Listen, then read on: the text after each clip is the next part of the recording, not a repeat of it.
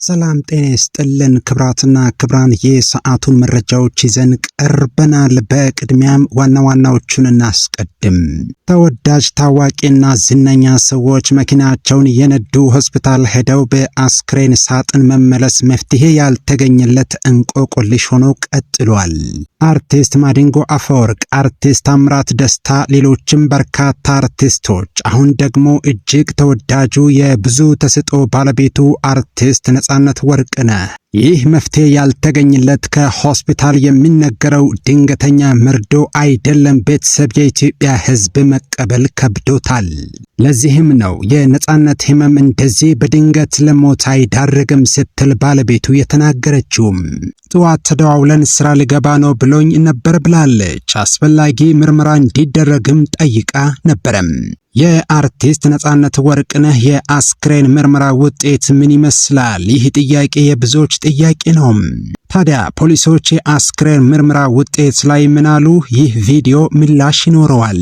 ከአርቲስት ነጻነት ወርቅነህ ሞት ጀርባ ያለው ነገር ምንድን ነው? የሞተው በትክክል በህመም ነው? ፖሊስ በትክክል ማጣራት አድርጓል? ውጤቱ ምንድን ነው? በዚህ ጉዳይ ላይ ያሉ ትክክለኛው መረጃ ምንድን ነው? በዝርዝር እንመለከታለን።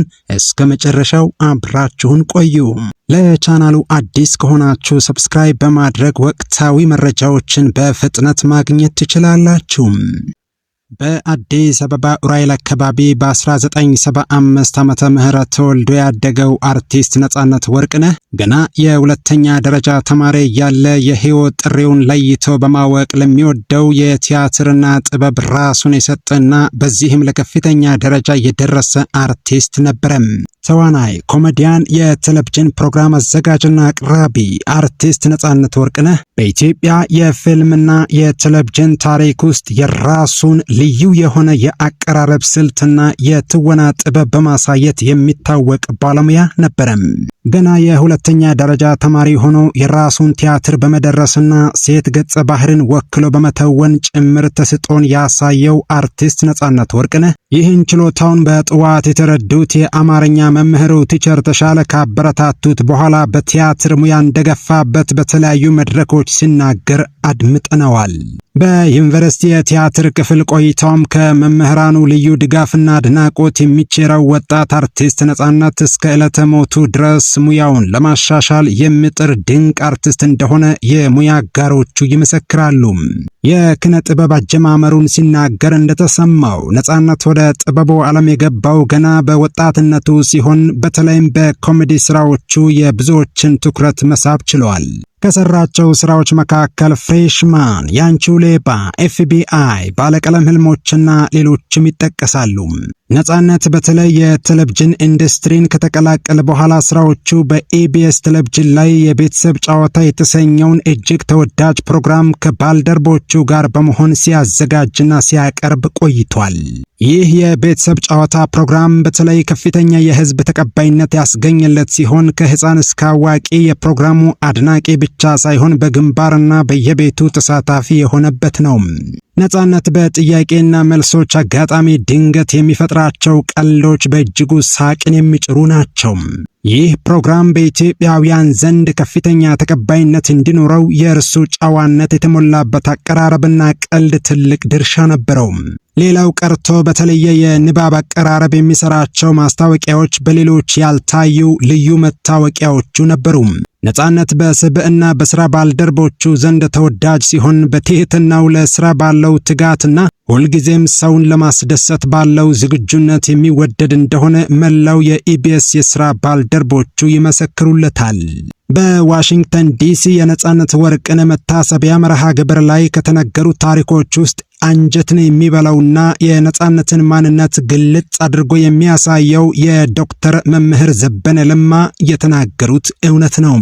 ነገሩ እንዲህ ነው። ዓመታት ወደ ኋላ ይሄዳል። ቦታው ብሔራዊ ቲያትር ነው። አንድ ትልቅ የቲያትር ስራ ተሰርቶና ተጠናቆ አልቋል። ታዳሚውና ሌሎች አርቲስቶች ወደ ቤታቸው መሄድ ጀምረዋል። ብዙዎቹ የሙያ አጋሮቹ የየራሳቸውን መኪና እያስነሱ ሲሄዱ አንድ ወጣት ግን ከመኪኖቹ ጋር እየተሽቀዳደመ በእግሩ ይሮጣል። ይህ ወጣት ነጻነት ወርቅነህ ነበረም። ይሮጥ የነበረው ታክሲ እንዳያመልጠው ነበር። ይህንን ሁኔታ በትኩረት ይመለከቱ የነበሩት መምህር ዘበነ ወጣቱን አስቆሙት። በጨለማ ውስጥ እያለከለከ የቆመውን ነፃነትን ትኩር ብለው ተመለከቱትና አንድ ትንቢት የሚመስል ንግግር ተናገሩት። አሁን ታክሲ ለመያዝ እንደዚህ ትሮጣለህ። ጓደኞችህ በመኪና ሲሄዱ አንተ ታክሲ ለመጋፋት ትሮጣለህ። ነገር ግን በውስጥ ያለው አቅም ወይም ፖቴንሻል ይታየኛል። ዛሬ ለታክሲ ብትሮጥም ነገር ግን በኢትዮጵያ ሕዝብ ልብ ውስጥ ትልቅ ቦታ ይዘህ ትልቅ ሥራ የምትሰራ ሰው ትሆናለህ አሉት። ያ ለታክሲ ይሮጥ የነበረው ወጣት ከመምህር ዘበነ ቀደም ብሎ ድምፃዊ መስፍን በቀለ እንደመሰከረው ለሙያው ስል ከኡራኤል እስከ ፒያሳ በእግሩ የሚኳትን ታታሪ ነበረም።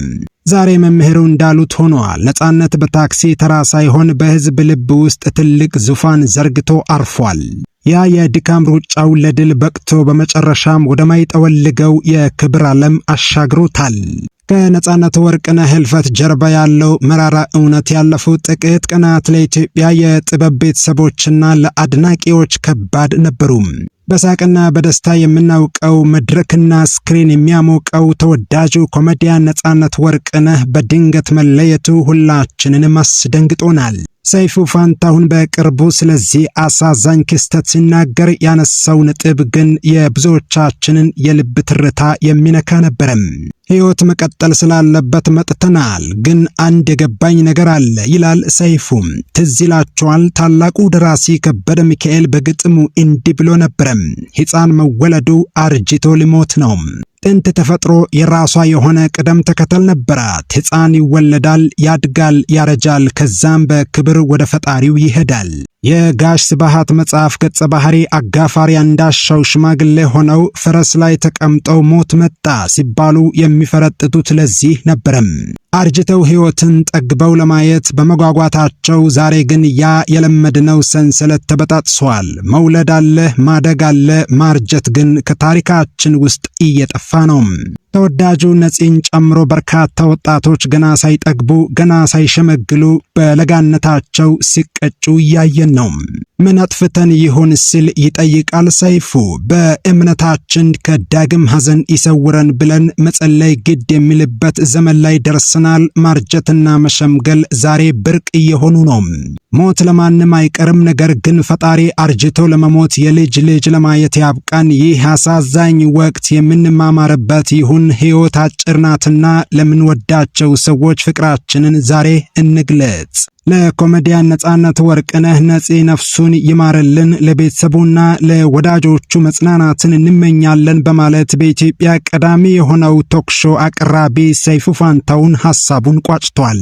ተወዳጅ ታዋቂና ዝነኛ ሰዎች መኪናቸውን እየነዱ ሆስፒታል ሄደው በአስክሬን ሳጥን መመለስ መፍትሄ ያልተገኘለት ግን ደግሞ መፍትሄ የሚፈልግ ጉዳይ ሆኗል። የአርቲስት ነፃነት አሟሟትን በተመለከተ ፖሊስ ባደረገው ማጣራት ሞቱ ተፈጥሯዊ ነው ብሏል። በዚህ እጅግ አሳዛኝ ሁኔታ በርካታ አርቲስቶች የሞትን ጽዋ ተጎንጭተዋል። ሞትን ቢሞቱም ስራቸው ግን ሁሌም ከመቃብራቸው በላይ ነው።